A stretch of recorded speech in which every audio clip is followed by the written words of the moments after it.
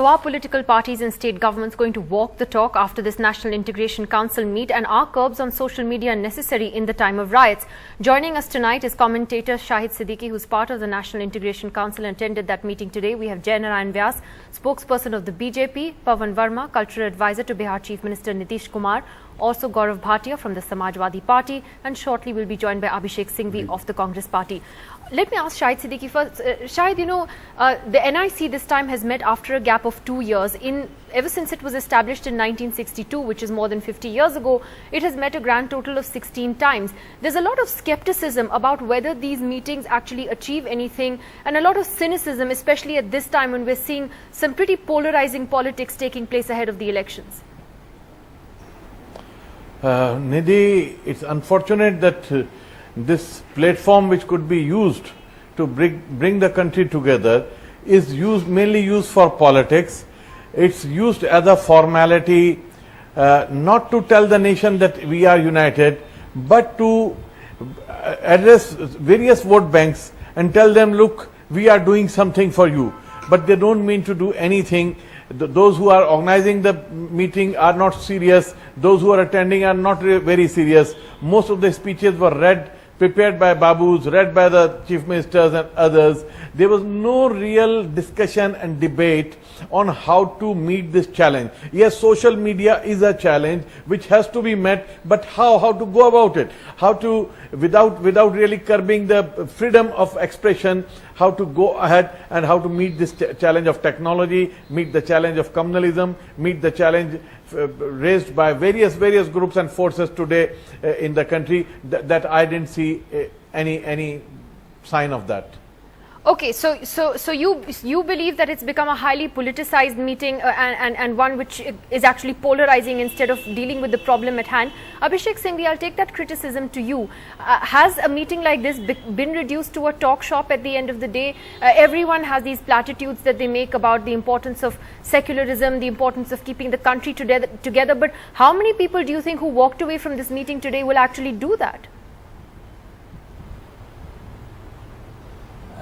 Nidhi, I would be less than frank and maybe even hypocritical if I did not accept that large organizations, large committee meetings do tend to become more voluble and less action oriented.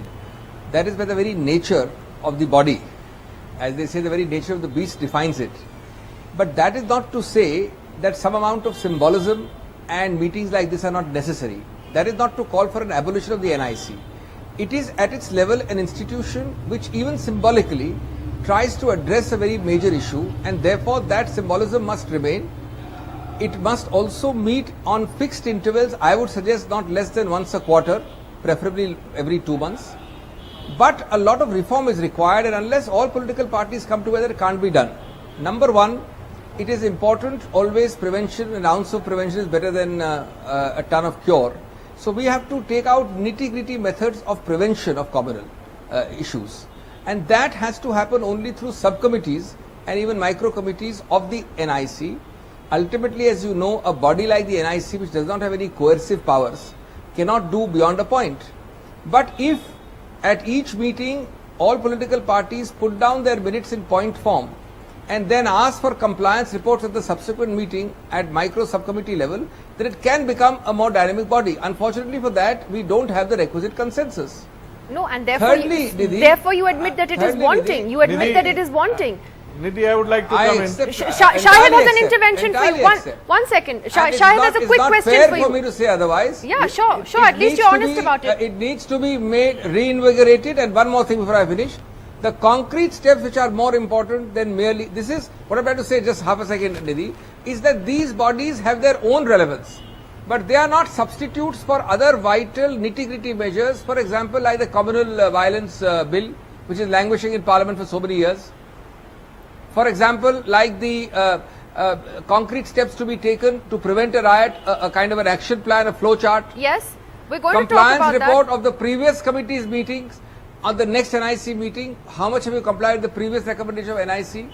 Now these are things which you have to, the devil and God lies in the detail, and you have to get down to that. Okay, quick word from Shahid Siddiqui before I move on. I'm happy Abhishek is saying all this, because in last 21 years, this was the 4th meeting, last 21 years, and under the UPA also, this was the 4th meeting in 10 years. So what to talk of a quarter, they don't call a meeting even once a year. And secondly, I suggested that there should be subcommittees, but there was no response from anybody on that. The question of anti-communal riot bill was not, many people raised it, but no response from the government. So I'm very happy that Abhishek is saying all this, there should be subcommittees. And during VP Singh's time, many subcommittees were formed and they met, and some very important people were there in those subcommittees and they submitted their reports. But nothing of that kind is happening now. And the last meeting, what decisions were taken and what implementation took place, that they also did not happen. So it shows the seriousness of the government and even the opposition on this issue. So I'm not saying it's irrelevant, but it is being made irrelevant by the political parties. But isn't it also But important? the problem is lack of consensus. The problem is the political consensus. Consensus is Okay, there. but- I can't clap But with one let hand me alone. ask you, I can't how clap with one important hand is alone. it I that need- you see a better I need also 2 and 4 hands attendance? to clap. How Jainarayan Vyas, I mean, why wasn't Mr. Modi part of this meeting today? It's very important. He wasn't the only one. Ashok Gehlot, a Congress chief minister, also wasn't there. But there were, or the only BJP chief minister there was Shivraj Singh Chauhan. Isn't this considered an important enough issue for Mr. Modi to attend? Well, I won't be able to comment on his preoccupations, but he was not a lone person who was missing from the meeting. So I think to pinpoint or sharp focus on an individual is just diluting the issue which you are debating. Only because he is your prime ministerial candidate and it's an important issue. He's an important leader for that reason. No, it's okay. I agree, but he might have some prior commitments or he might have some preoccupations. You should be able to willing to grant that concession to him also. So being a prime ministerial candidate, I don't think that not being here is showing his lesser intent on this important issue. But what is more important is that you know the kind of thing that you want, that anybody who is important must not miss this meeting. These meetings have become absolutely important. And the fact that they are not meeting at a regular interval, there is no follow-up mechanism, things are not decided, not followed up, so this has become a mere ritual. And it is that history that makes the people to take it lightly.